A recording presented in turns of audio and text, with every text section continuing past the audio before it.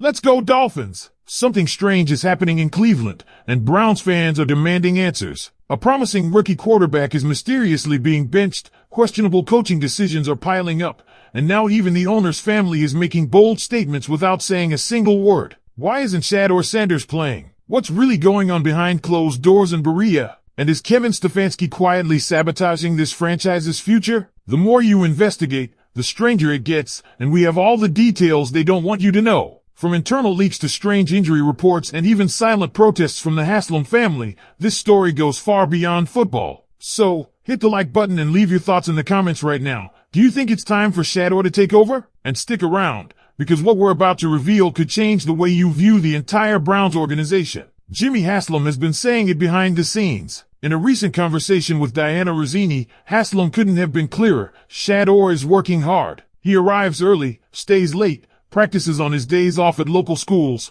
and yet, somehow, he's still not on the field. The owner's son showed up at the recent Dolphins game wearing Sanders' number 12 jersey. If that doesn't tell you where the Haslam family stands on the matter, nothing will. But even with such strong signs of support from above, Sanders remains stuck in the shadows. In that same Dolphins game, with Cleveland trailing 31-6 with 4 minutes remaining, Stefanski still refused to start Shador, even though he was listed as QB2. This decision raised a lot of eyebrows, and rightfully so. Any other coach would have seized that moment to give a young quarterback some playing experience. Instead, it was yet another wasted opportunity for growth. Then came this past Sunday's game against the Patriots. Shador was suddenly ruled inactive with a back injury. Oddly enough, he had participated in warm-ups like nothing was wrong. The timing? Suspicious. The explanation? Vague. NFL analysts and insiders have started questioning whether this injury was simply a smokescreen. Even Skip Bayless, hardly a bastion of reliable Browns commentary, couldn't help but wonder aloud what the team is doing with Sanders. There's a growing sense around the league that Stefanski simply doesn't want to turn to him. Not yet, maybe not ever. Let's rewind a bit to training camp. Shador was listed as QB4 behind Kenny Pickett,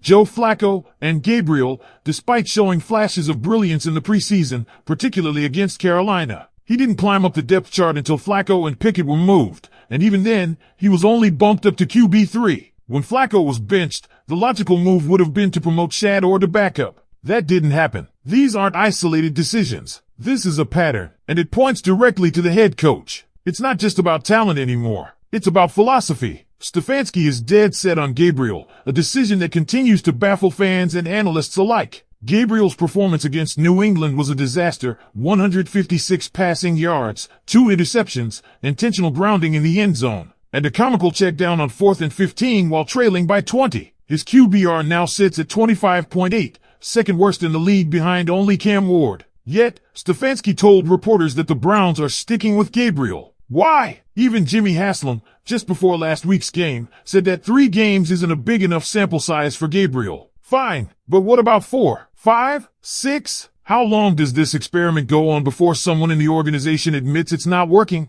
The offense is sputtering, and Gabriel isn't elevating the team. There's no run game magic to lean on. No elite weapons bailing him out. Every drive feels like a struggle. Every decision seems like a coin flip. And that's what makes the Shador Sanders situation so frustrating. He's not just sitting idly by waiting for his shot. He's earning it. Haslam told Ian Rappaport that Shador is making visible progress in practice, and there's every indication the young quarterback is preparing like a pro. The fans haven't given up on him either. There's still hope that he could be the answer, or at least bring clarity. Because if it doesn't work with Sanders, then it's not about the quarterback. It's about the entire offensive ecosystem: receivers, play calling, the offensive line. And maybe that's a truth the front office is afraid to face. But how long can you delay the inevitable? If Gabriel isn't producing, and you have a promising rookie waiting in the wings, what is the holdup? ESPN Cleveland posed the same question. What are we waiting for? And it's a fair question. The Browns have tried everything else. Watson, Flacco, Pickett,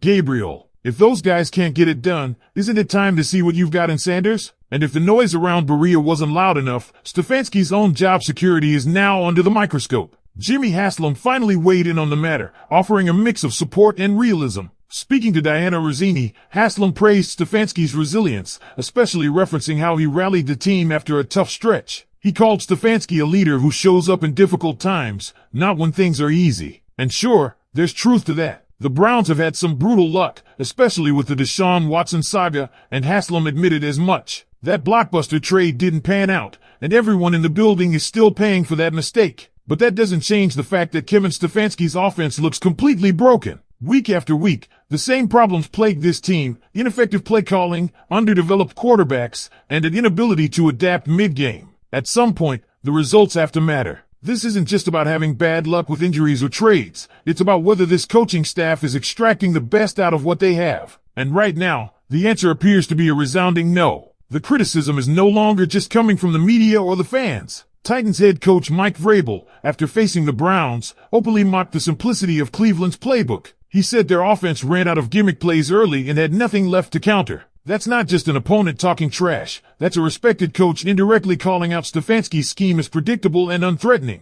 That's damning. Look at the stats. Look at the tape. When the Browns can't rely on their defense or a trick play here and there, this offense collapses. Stefanski has had years to prove he can develop a quarterback. Instead, we've watched Baker Mayfield leave and revive his career elsewhere. We've seen Deshaun Watson play the worst football of his career under Stefanski. Now it's Dylan Gabriel getting thrown into the fire without success. How many quarterbacks have to fail before the system gets put on trial? And yet, here we are. Stefanski remains committed to Gabriel, despite mounting evidence it's not working. And while Haslam says Stefanski will stick around for now, you get the sense that patience is wearing thin. If the Browns don't make a move soon, either on the field or on the sidelines, this season is going to slip away fast. There's a reason the fan base is divided. Some still want to give Stefanski the benefit of the doubt, pointing to the injuries and inconsistent personnel. Others have seen enough. They're tired of watching a team with this much potential underachieve. Then there's the injury report. Just when the offense needed a lift, standout rookie running back Quentin Judkins went down with an AC joint sprain in his shoulder. Thankfully, it's considered day-to-day,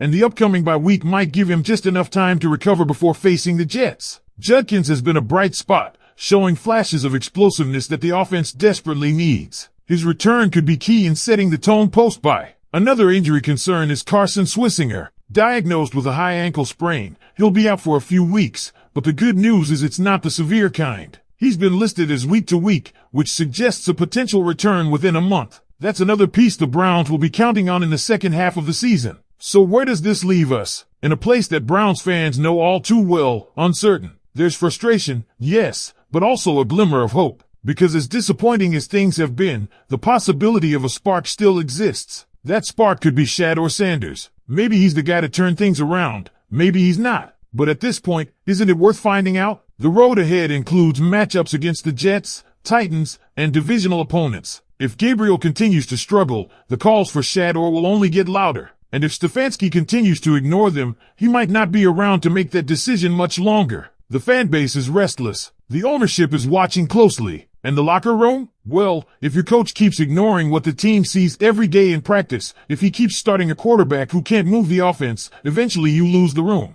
Stefanski needs to make a decision soon, and it might be the most important.